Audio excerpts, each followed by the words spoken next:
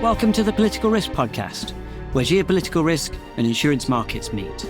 You're listening to a new special episode produced in association with Canongate AI. Our theme is political risk and political violence intelligence, turning signals into structured peril insights. I'm David Benyon, and I'm joined by two expert guests from the world of artificial intelligence and geopolitical risk forecasting. Tim Hurst is the co-founder of Canongate AI, and he's joined by James Newport, Executive Director of the Swift Centre.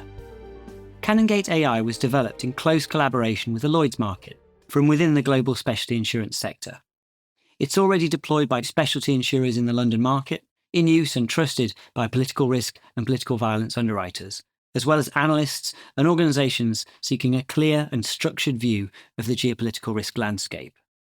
Canongate's solution has ingested nearly 10 million documents already, with tens of thousands added per month from more than 1,000 sources. These range from government policy documents and political speeches to reports from NGOs, as well as corporate press releases and trade union announcements.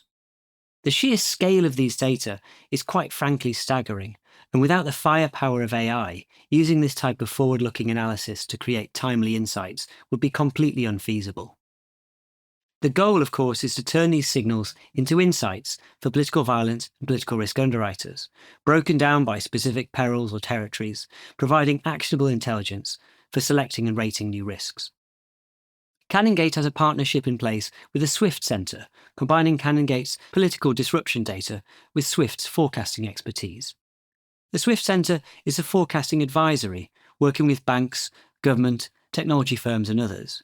It aims to turn uncertainty into foresight, with a team of forecasters helping decision makers to manage risks and seize opportunities before they happen, enabling confident and well-informed decisions. So, first we'll get introduced to our guests, learn some more about Canongate, as well as the Swift Centre, discuss the role of AI working to support the underwriter. Then Tim will provide a walkthrough of the solution from a user's perspective, and then we'll get into its applications and real-world use.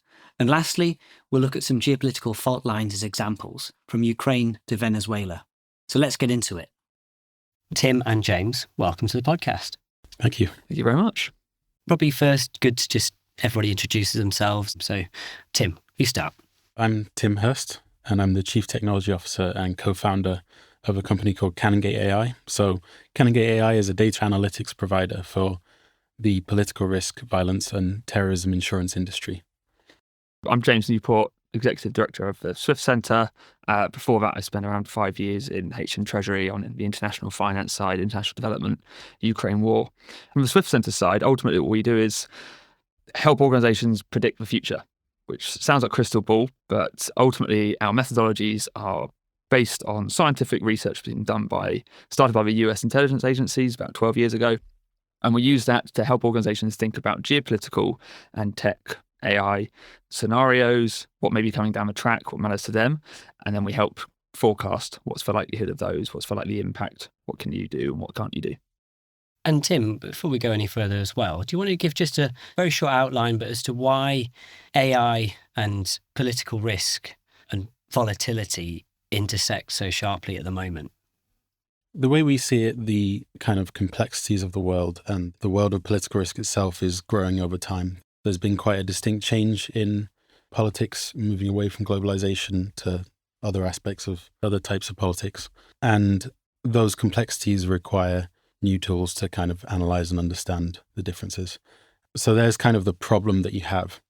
And we see AI as a solution a lot because of the improvements in the models that we've seen over the last few years, especially around how they understand semantic content and the sentiment of content.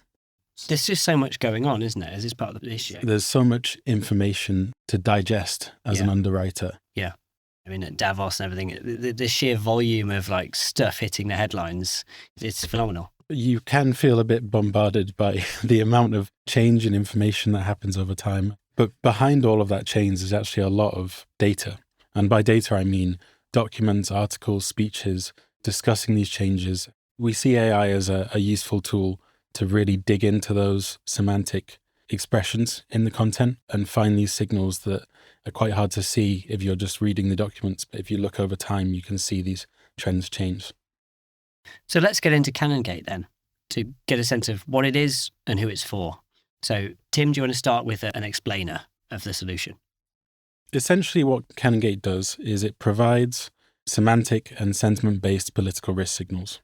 And the way we do this is that we constantly read millions of documents, from company filings to trade union press releases to government communications, meeting minutes in legislature.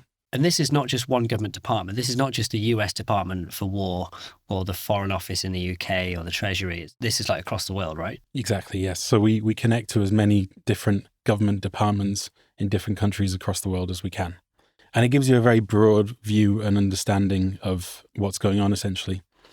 So our AI reads all these documents, finds these underlying signals, and then what it enables us to do is provide quantifiable metrics that underwriters can use to better understand the risk of an incoming policy, for example.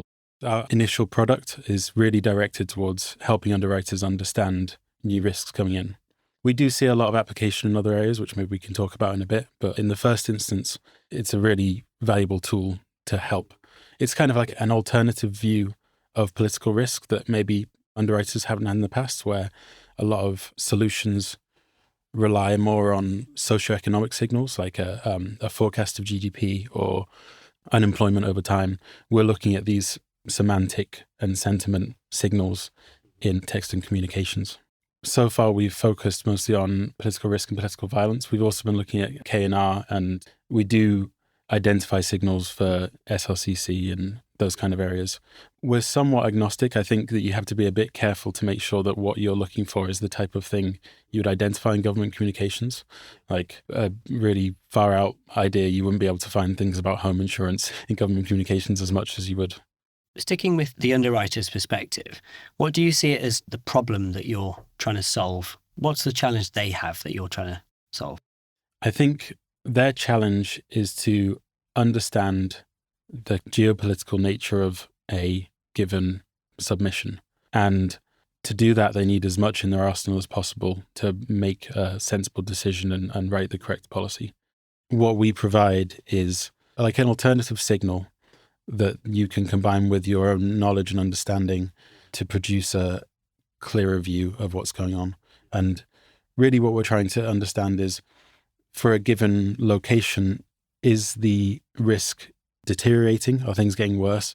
If I could just jump in to add to that as well, like from our side of the Swift Centre, we don't use it obviously for underwriting, but the kind of similar judgments come in, which is like assessing, well, what is this region? What's going on in this region? What's likely to happen? And that's kind of decision ultimately underwriters are going to have to make, right? Which is, how do I price this product based on what I think is the risk and what's going to happen?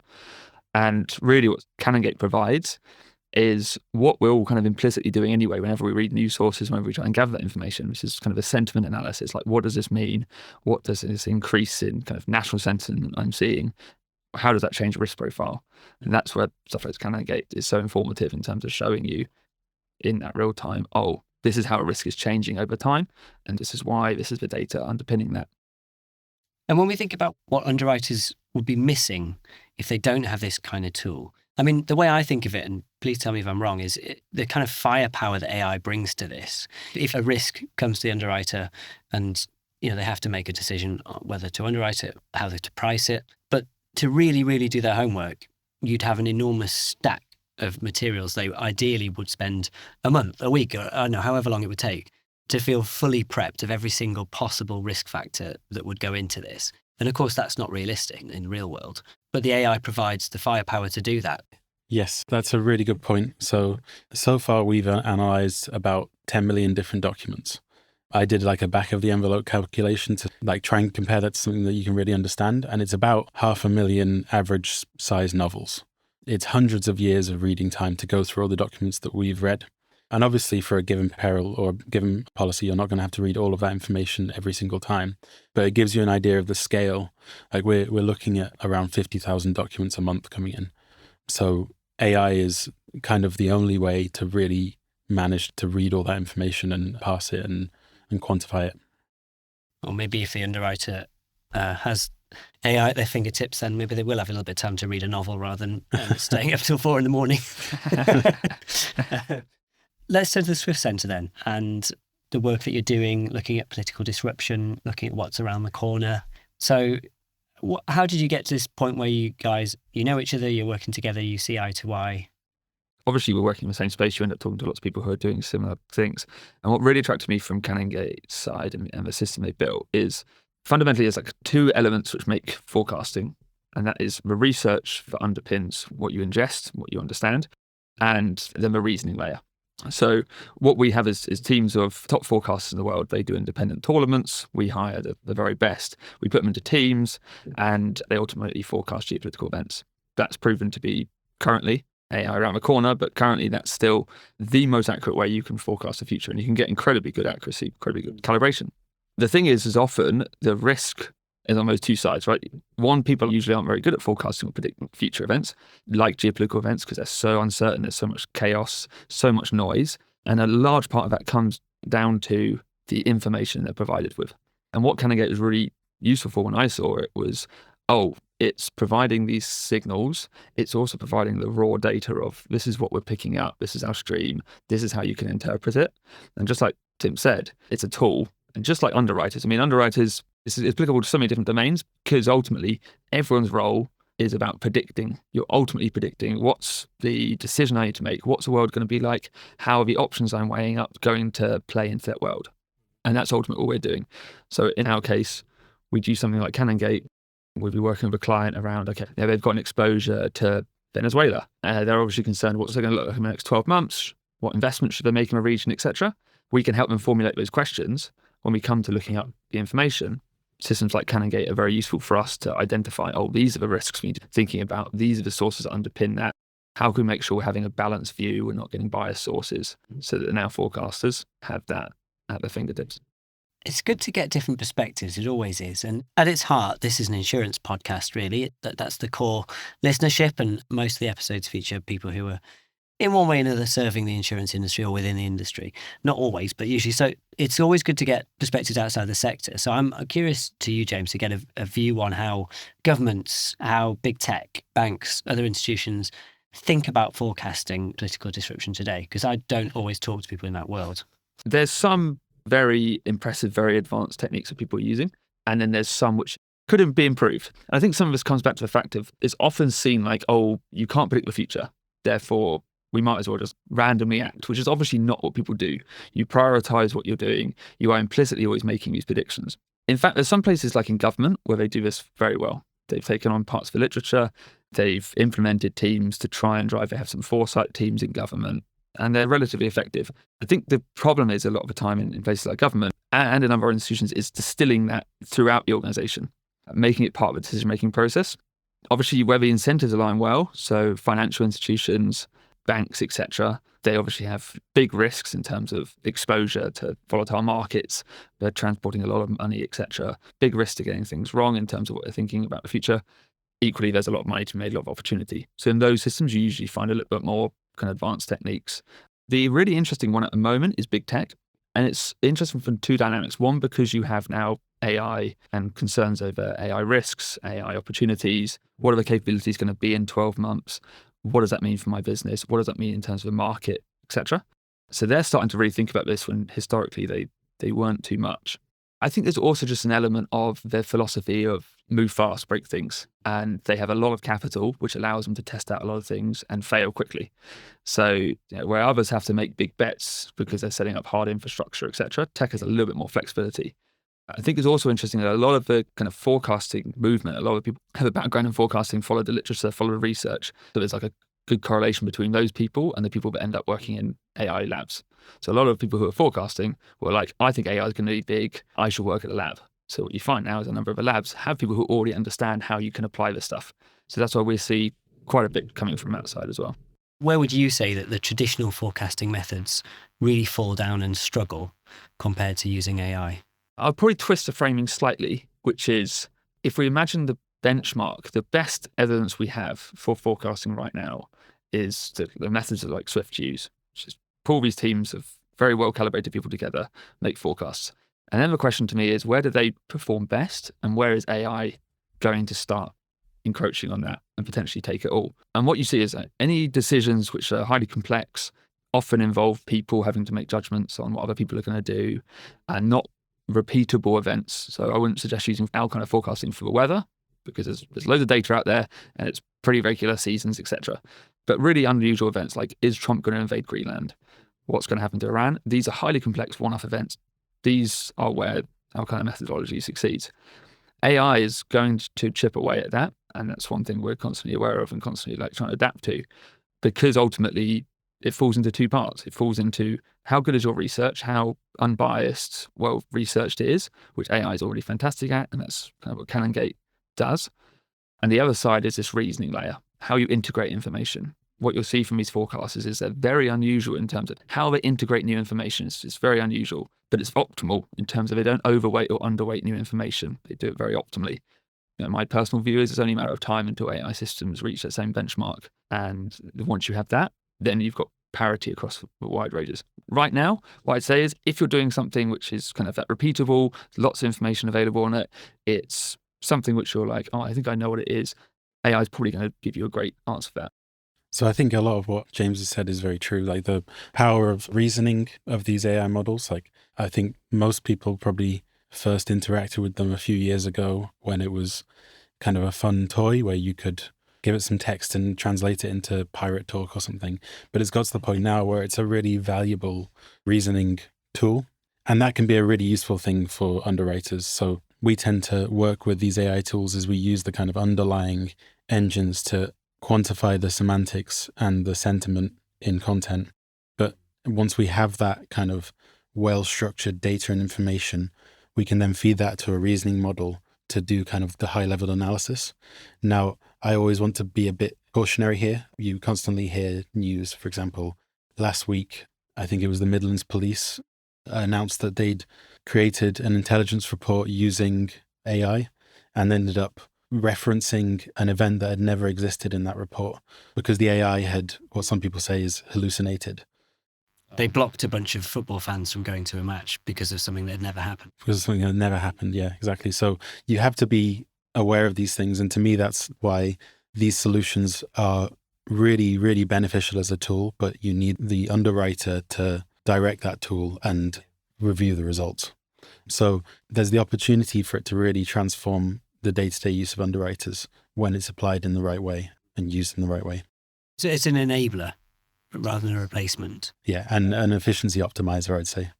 I mean, I guess the key thing that underwriters want to hear is that they remain central, but that AI provides a stronger analytical foundation. Yeah, exactly. I think that this is really well shown by the branding of Microsoft's Copilot, right? It's a Copilot. It's not doing the job for you. It's helping you and assisting you along the way. Looking at AI's suitability to large-scale political or economic signal detection, how can it change the quality and the confidence, therefore, in underwriting judgments? From my point of view, the major advances in AI in the last few years have always been about analyzing and understanding text in large amounts. One of the things I find really fascinating about these large language models is under the hood, really what they're doing is, given the context of the conversation so far, they're just predicting the next word that happens, or even the next segment of a word. And in order to make that prediction as accurate as possible, this model needs a very precise understanding of what's being talked about and how it's being discussed. So it has this incredible power to understand text in a very precise way. And what we see in the world of political risk is a lot of text, a lot of speeches, a lot of government communications, some of it very dry, some of it becoming more pronounced perhaps recently, but a lot of information to analyze and understand. So we can point the AIs at this information to extract these relatively small signals that aggregate over time. And because AI can read all of this information at once, you can see this signal grow and develop over time. Let's have a little bit of a walk through the demo. And for listeners, I'm looking at a screen with some funky stuff on it, but we'll make sure that everything comes across for an audio medium. I thought I'd start by just showing some statistics about how much data we're bringing in. So we have this page on our platform that summarizes all this for the user. At the moment, we're looking at about 9.6 million documents that we've analyzed. That covers the period from the year 2000 onwards. In fact, we have more documents than that. It tends to get a bit more sparse pre-2000, but there's still actually some good analysis there. But we've kind of ring-fenced it for now to keep it concise. This is where I got the monthly document count I mentioned earlier. So in December, we extracted 46,000 different documents. And these come from all different sources. We're looking at the moment, we've just hit over 1,000 sources of information. So that could be government communications, the Hansard record in the UK, White House statements, but also things like company filings. A lot of company filings provide information on the kind of political risk events that have affected that company over the last year. So we extract that information. We're also connected to trade unions. We try and get a breadth of source and breadth of information, and we're continuously adding more and more to this as we go. Yeah, well, I suppose if you're a PVT underwriter and you want to know strikes, rights, civil commotion is one of your perils, then certainly trade union activity is going to be one to watch. Exactly. Activist groups as well? We are expanding to political groups and activist groups, yeah, as we go. Our first port of call was actually US data. The reason behind that really was, this is quite early stages. We're quite far beyond that now. But the initial idea was the US talks a lot and they're relatively credible. If you, for example, look at World Bank economic statistics, they're a relatively credible source. So we start with them. The important thing here is that the source is from the US, but the conversation in the text might be about other countries. So we get an idea of how the US is talking about Syria or Venezuela, for example. So maybe I'll move now on to the Peril events tab. So this tab, we just provide a heat map of all the peril locations that we've identified throughout our analysis. The idea here is that as an underwriter, you could have a location of a new asset and zoom into that area and see what's happened recently. And we've found obviously quite a lot of events. We've got about 50,000 different mentions of events so far, but that number is continuously increasing as we analyze more and more historic documents as well as current documents. And that's across perils? That's across all perils, exactly. We can zoom in. The platform allows you to filter and chop the data the way that you want. Just to explain, you've got all of the different perils within that listed. So you've got traditional war, yes, sabotage, terrorism. Active assailants, different political violence perils. We work with our early adopters to understand which perils are useful to them in the first instance, but the Canongate model underneath can very easily be tuned to a new peril if we're interested in one. Have you also got some political risk perils in there as well? Yes. So we're talking more about credit risk and expropriation and things, yeah. Yeah, so we cover political risk, political violence, and KNR and SRCC. So you've got expropriation in there as well? Yes, expropriation is in there. And that is particularly one of the reasons that we looked at sources in company filings, because companies will discuss when they've had assets expropriated. Obviously, governments also mention that as well.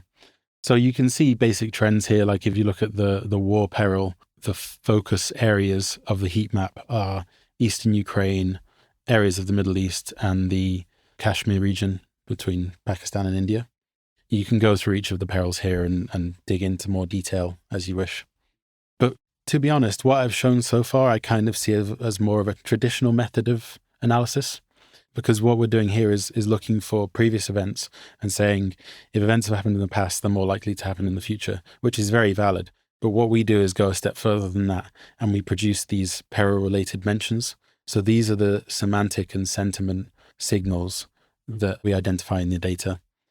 Right, so it's not an event, it's a mention of that type of an event in, let's say, a government communication or whatever the different sources may be. Or even further than that, it could be, for example, a claim of foreign hostility. So it doesn't have to be they're mentioning a war has happened. It could be we're finding that Russia are being very aggressive at the moment, for example. And we have a number of different peril-related mentions that cover things like civil liberties, diplomacy. So, for example, civil liberties is like a positive mention, where if a country is reiterating freedom of speech and rights like that, it suggests it's in a more positive situation and the risk is lower. So we have a number of different mentions that we look for, including rhetoric, discussions of military and law enforcement, so movements of armed forces across the world, different remarks and economic discussions. For example, if there's more and more discussion of unemployment, then it suggests there's more unrest, which could lead to strikes and riots. And as James said before, you can dig into this data and identify where each of these quotes has come from and why we've tagged that as a particular indicator. The final thing I'd like to show is just We call it the National Stability Index. So what this does is aggregates all of our information together into a simple score. So this is important because all of these different sources, they have their own bias, their own credibility, and each of the mentions has a different kind of severity. Like I was talking about the discussion of civil liberties, which is an important factor to look at. But if there is a discussion of a war actually happening, that's a lot stronger signal that a war could happen, for example. So we have to balance these out. And this is what we do with these kind of like latest statistical methods to create a simple kind of top level score to understand what the risk is for a given peril in a given country. Wonderful. Thank you. That was a really great walkthrough. And it's powerful. Yeah. Great. Okay. Well, I mean, thinking about real world applications for this and use, insurance clients are already using this, aren't they?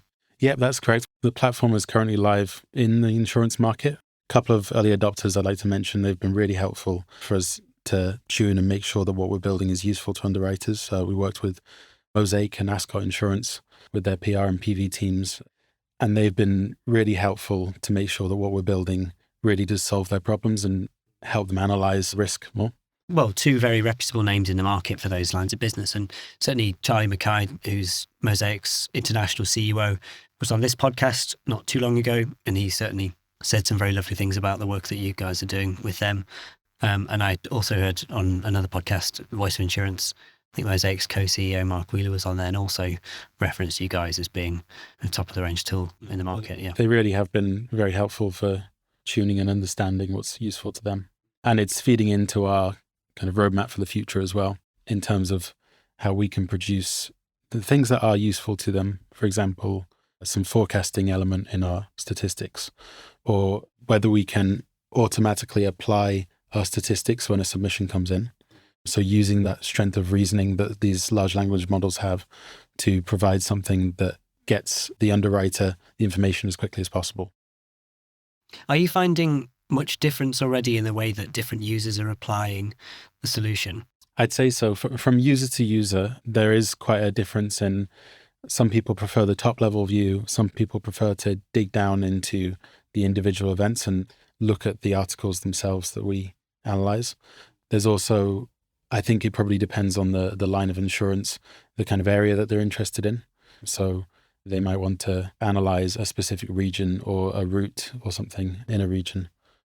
That's fascinating. And I think looking ahead, especially after a week like the one we've just had in the world of geopolitics, there are plenty of fault lines for us to watch around the globe. And I find it impossible when listening to something like the demo that you just laid out for us, not to think of some of the applications where this is just so useful for. I'm sure everyone's got their own lists in their minds when thinking about this. Are there any that you would sort of want to flag up where you think it's particularly interesting at the moment? The first one that we looked at, which is kind of the most obvious one, was just the Russia-Ukraine war. And the signal I find quite fascinating at a very high level. So I'm just going to use the platform to filter and look at Ukraine and Russia for just the peril of war. I want to look all the way back from, say, 2010 up until the present day. And here's the kind of detailed view of how the risk has changed over time. So essentially what we see is there's a large spike in 2014 when Crimea was annexed, and Ukraine as a country has never recovered from that annexation. There was a reduction in the risk in the area, but it never recovered to pre-2014 levels. And then from about January 2021 onwards, or just before then, we saw a steady increase in risk up to February 22 when the full invasion happened. And now we're at a higher level there. What's interesting to me here is that the risk has steadily, slightly decreased over the past 3 years, but over the last 3 months, it's kind of restored back to the 2022 level. One thing that I find interesting in our analysis is looking beyond the stability score at the peril-related mentions. If we look at how European countries are talking about Russia, the discussion has been steadily more and more negative since 2014, until there was again a clear peak in 2022. But it's been followed by a gradual decline, showing that there's less and less of a negative sentiment towards Russia. And it kind of is backed by the softening in diplomacy that we've seen over the last 3 years from the peak. But one thing that you also see is if you zoom in purely to mentions associated with sabotage, There's more conversation about sabotage over the last 18 months than there's ever been from European sources. It's a wonderful way of taking the temperature, isn't it, of a situation wherever around the world. Let's look at the situation in Venezuela then. So look, taking the temperature, what do you see that's interesting? So there's two things that I noticed about Venezuela in our analysis. The first one is that there's a very obvious peak that's occurred in January this year, which of course you would expect given the... You shock me. Yeah, so there's the perils that have been mentioned are war and detention, surprisingly. That's just purely in terms of the peril events. When you look at the discussion that the US has had around Venezuela, we have two focus points, and they align exactly with the Trump administration's. The Biden administration conversation around Venezuela dipped comparatively. But overall, the amount that the US discusses Venezuela has steadily increased over time. Yeah, Venezuela is a really interesting one. That was one which around September time we could start seeing this narrative build and this change. And we did a report in September around this, around like Venezuela as a big hotspot. But yeah, still taking a president in the middle of the night with Delta Force, it was not the expected. But yeah, once you have this level of information that stuff like Canongate provides, you can like start identifying, what's these small signals you can pick up on. And that's the power of just like aggregating this information and providing it, graphs, etc.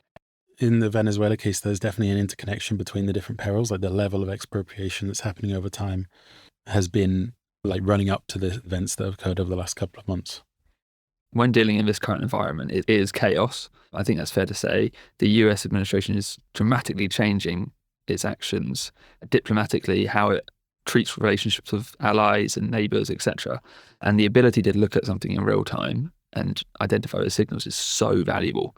You need to be able to see, wait, there's a sudden uptick in the sentiment. There's a sudden uptick in reports on this. Okay, this is something we need to react to now because things are happening in weeks, not months and years, which is what we've historically always thought will happen. Guys, it's been a really fascinating conversation, and I hope a very illuminating walkthrough of a really innovative, exciting solution that you guys have prepared at Canongate. So thank you very much. Yeah, thank you for having me. Thank you very much.